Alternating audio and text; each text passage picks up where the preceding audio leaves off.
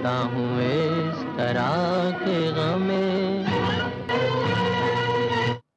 कामिनी कौशल हिंदुस्तानी cinema का एक ऐसा नाम जो 20 नहीं, 30 नहीं, 50 भी नहीं और 60 भी नहीं, बल्कि कई सालों से इंडस्ट्री में सक्रिय है।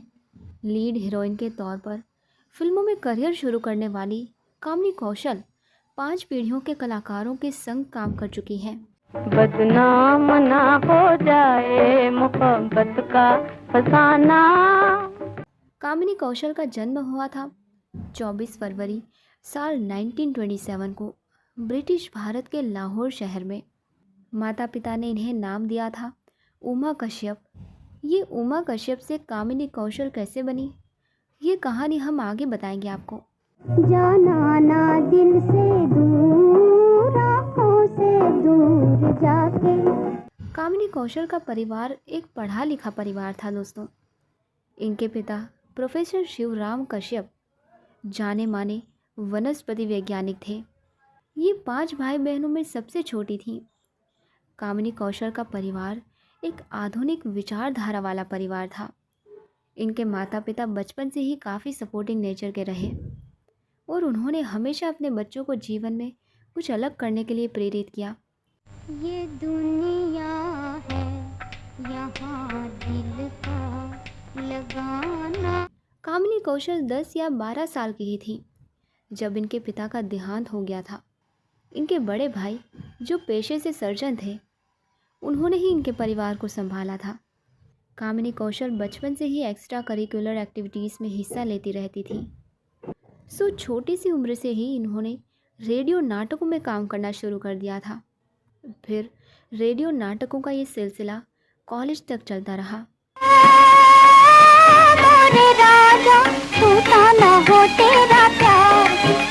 कामिनी कौशल कॉलेज में ही थी जब इनके पास पहली दफ़ा एक्टिंग करने का ऑफ़र आया, लेकिन उन्होंने ये ऑफ़र ठुकरा दिया। ये बात साल 1946 की है। दिग्गज डायरेक्टर चेतन आनंद उस वक्त फिल्म इंडस्ट्री में नए नए आए थे।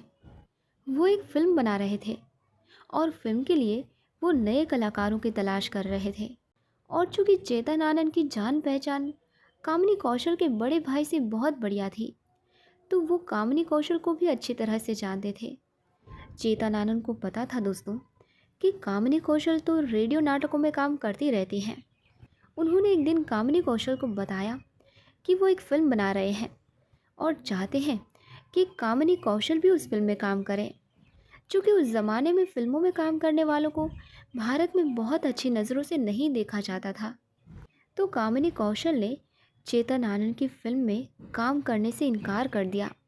ये बात जब कामिनी कौशल के भाई को पता चली, तो उन्होंने कामिनी कौशल को समझाया कि फ़िल्मों में काम करने में कोई बुराई नहीं है, बशर्ते तुम सही रहो।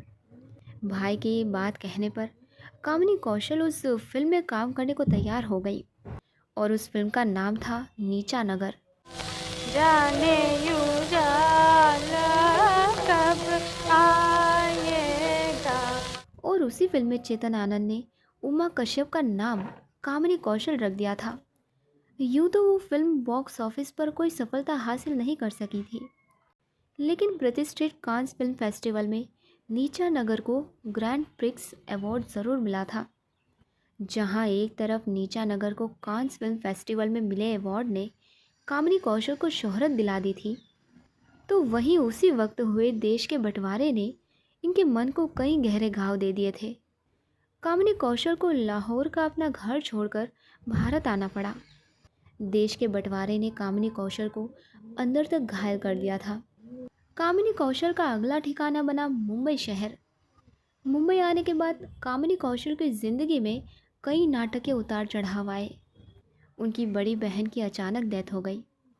मजबूरी में इनके परिवार वालों ने इनकी शादी इनकी बहन के पति से करा दी दोस्तों। इस दौरान कामिनी कौशल को कई फिल्मों के ऑफर्स भी आए थे, लेकिन फिल्मों को कभी सीरियसली ना लेने वाली कामिनी कौशल ने उन सभी ऑफर्स को ठुकरा दिया।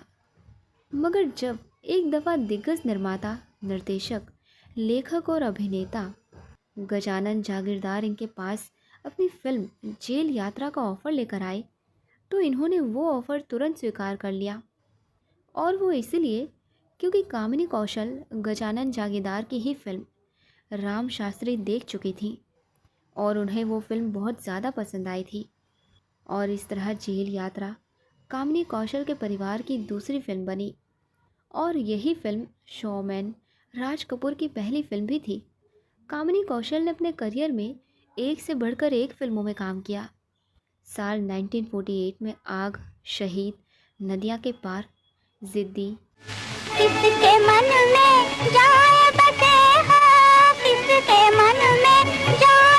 साल 1949 में शबनम, साल 1950 में आरज़ू, मेरा नरम करजुआ डोल गया, कोई प्यार की बोली। साल 1954 में बीरज बहू, 1957 में बड़े सरकार, 1958 में जेलर, 1965 में शहीद। ये कुछ वो फिल्में हैं दोस्तों जिसमें कामिनी कौशल ने लीड एक्ट्रेस के तौर पर काम किया था। फिर बदलते वक्त के साथ कामिनी कौशल ने खुद को चरित्र किरदारों की तरफ मोड़ लिया। इन्होंने दिलीप कुमार के साथ कई फिल्मों में काम किया था।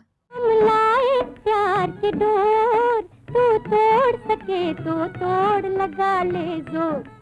एक वक्त वो भी था जब दिलीप कुमार कामिनी कौशल से मोहब्बत करने लगे थे। हालांकि उस मोहब्बत का कोई मुकाम कभी था ही नहीं, मगर दिलीप कुमार हमेशा ये बात कहते रहे कि उनकी पहली मोहब्बत कामिनी कौशल ही थी। 90 के दशक में कामिनी कौशल ने दूरदर्शन पर बच्चों के लिए कुछ कठपुतली शोज़ भी बनाए थे, और इसके लिए उन्होंने बाकायदा लंदन के एक इंस्टीट्यूट से ट्रेनिंग भी ली थी।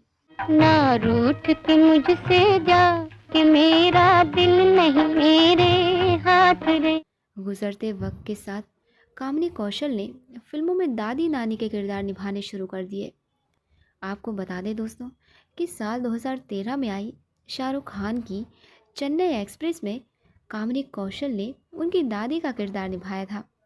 उसके बाद साल 2014 में आई आमिर खान की पीके में भी कामिनी कौशल एक छोटे से किरदार में नजर आई थी। और साल 2022 में आई आमिर खान की ही फिल्म लाल सिंह चड्ढा में भी कामिनी कौशल कुछ सीन्स में हमें दिखाई देती हैं।